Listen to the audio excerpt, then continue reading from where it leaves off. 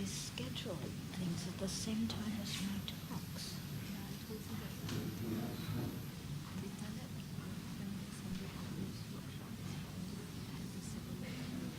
Does it make any sense? I don't remember discussing it. I remember seeing the schedule, but I didn't look at it. I just said, oh, I never expected them to double schedule things.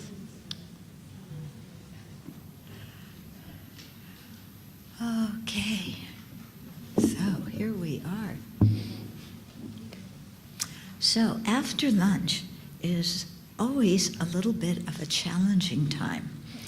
Yeah, because you have food in your stomach.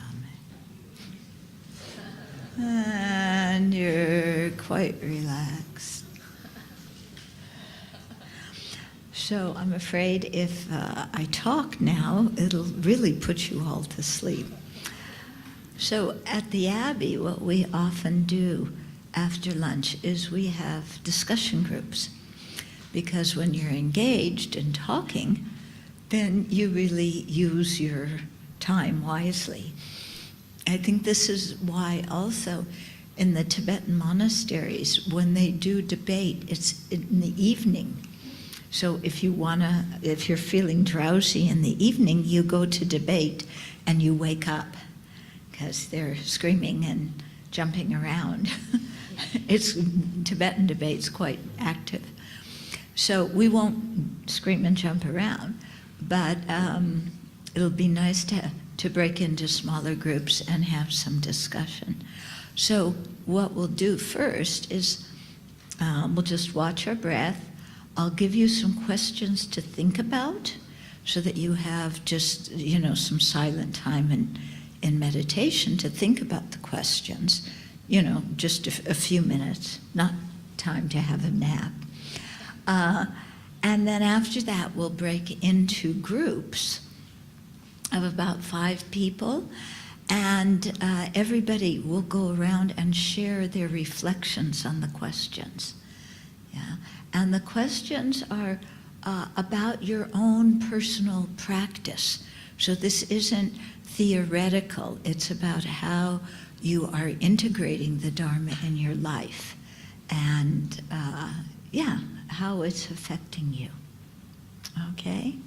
So I noticed that most of your questions from the morning were about love and compassion. So I think the discussion group will do something along that line as well. Okay? So let's start out with a little bit of silent meditation, and then I'll ask, a few questions. You'll have time to think about them during the meditation, and then we'll break into groups and you'll discuss them. Okay?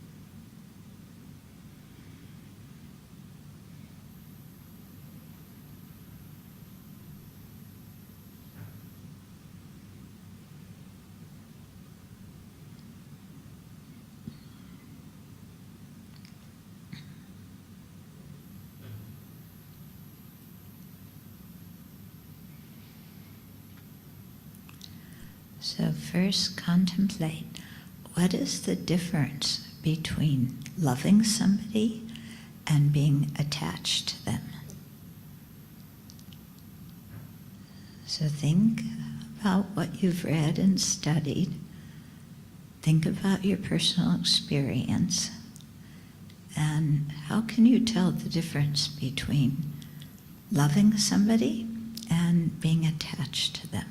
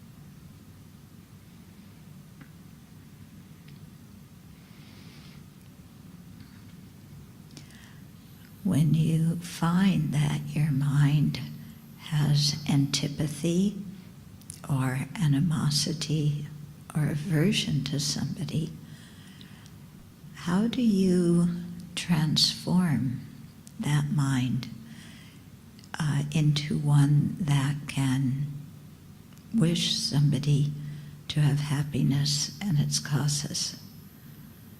In other words, how do you in your practice work with your mind to overcome antipathy or animosity so that your heart instead can open with love to wishing others to have happiness and its causes?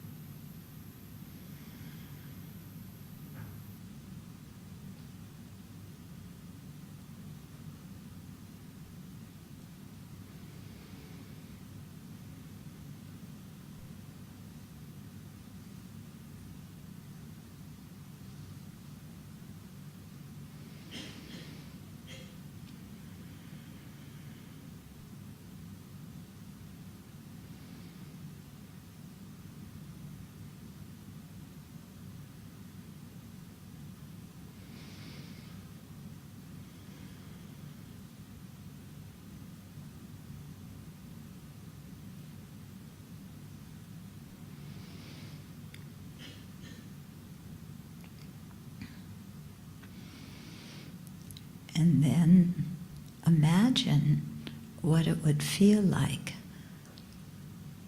to have no attachment to others and no antipathy to others, such that your mind just had love, wishing them to have happiness in its causes. So imagine what that would feel like in your own experience, to be free of attachment and animosity, and instead have a feeling of camaraderie and goodwill and care and concern for other living beings. What would that feel like? What would that be like?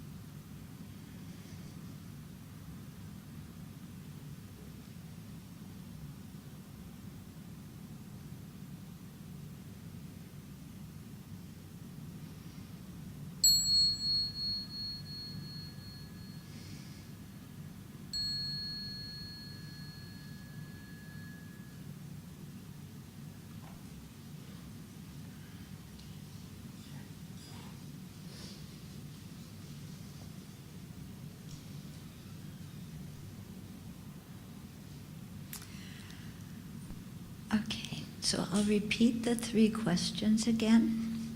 Are you going to write them down? Okay. So, because these are the ones you'll be discussing in your group. Yeah? So the first one is, what's the difference between loving somebody and being attached to them? And so think in your own personal experience. What's that difference? Yeah, because in Buddhism, we talk about there being a big difference between love and compassion, or between attachment and love. Yeah. So what's the difference between loving somebody and being attached? And the second, when your mind has antipathy, animosity, or aversion towards someone, how do you work with your mind to overcome these? And instead, to generate a loving attitude, a caring attitude for those people. Okay, because that's what we all want to have, right? And then third is, just imagine what it would be like to be able to complete the first 2 points, you know, and free ourselves of attachment, free ourselves from antipathy, so that you know, our automatic way of engaging with other living beings was one of wishing them well and having care and concern for them. Okay? So imagining what it would be like to have that gives us a little taste and some inspiration for how to develop our mind so that we go in that direction. Okay? Now, here are the instructions for breaking down into groups. So, get into groups of like 5 people, not more. And if you're here with a friend or a relative, go to different groups. Okay?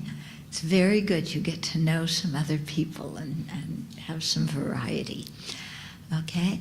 When you have your group, and you can just spread out here or, wherever you want to sit, I don't know, on the stairways or who knows. And in your group, everybody speaks one person at a time and answers these 3 questions, okay? Just shares their reflections on these 3 questions. So while one person in the group is speaking, nobody else speaks, nobody else asks questions or comments. Everybody just listens to that person. Then the next person shares their reflection. So each person should speak maybe about 3 minutes, 4 minutes at the most. Yeah, so not your whole life story. Yeah. Yeah. And so everybody shares one by one like that. And then after all 5 people have spoken, then you can have some cross-talk and discussion, okay? So it should not sound like a coffee house in here. Yeah, so the discussion is discussing serious Dharma topics. It's not a chance to mess around and crack jokes, okay? It's a time to really share your own personal reflections with people in the group. The benefit of doing this is that when you hear other people's reflections, often it gives you some ideas about how to practice and how to work with your own mind. So it's very useful. And when you share your reflections on the questions, you're giving other people some ideas. Another effect of this is often in our practice, we feel like, oh, I'm the only one, who has so much animosity. I'm such a bad Buddhist, this kind of rubbish. When you talk with everybody else in the group, you find that everybody is really working with the same issues. And it helps you to know that what you're going through is quite normal for, a regular Dharma practitioner. And that relieves some of the stress or pressure you put on yourselves. Okay? Okay, so divide up, just look around you, take the first 4 people you see, not friends and relatives, and split up, do your discussion, and I will come back in about half an hour, and then we'll debrief. Okay, so when I come back and ring the bell, then gather again. Okay? So go do it.